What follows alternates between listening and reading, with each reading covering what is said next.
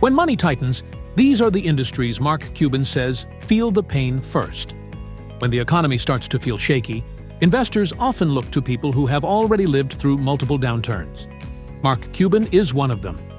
Across interviews, podcasts, and social media, the billionaire entrepreneur has consistently pointed to business models that struggle when consumer spending drops, capital becomes harder to access, or technology shifts too quickly.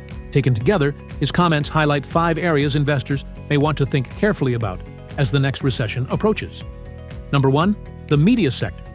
Cuban has been especially blunt about the media business, calling it the worst industry he has ever seen, despite starting his own career in media.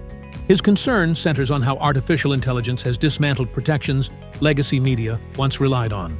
With AI now producing content at low cost, traditional media companies have lost much of their competitive advantage. Media companies also rely heavily on advertising. When the economy slows, ad spending is often one of the first expenses businesses cut, leaving the sector exposed during downturns.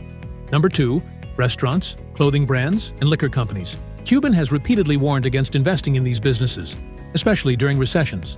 These industries have low barriers to entry, crowded markets, and thin margins even in strong economies. When spending slows, those margins can disappear quickly. Rising labor, rent, food, inventory, and marketing costs make these businesses especially difficult to sustain when consumer demand weakens. Number 3, small cities and rural economies.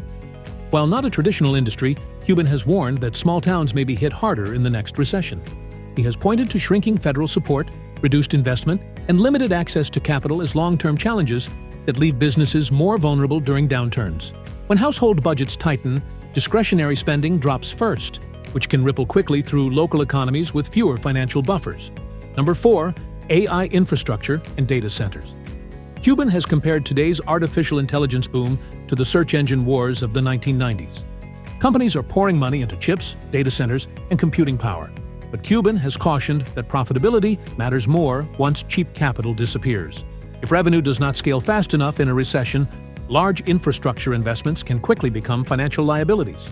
Number 5, platform-dependent businesses.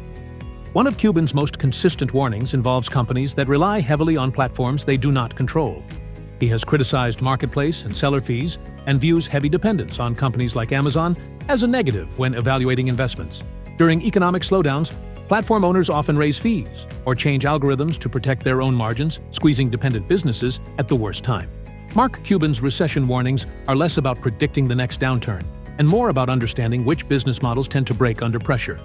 Industries with low barriers to entry, heavy reliance on discretionary spending, high fixed costs, or platform dependence are the ones he believes face the greatest risk when the economy slows.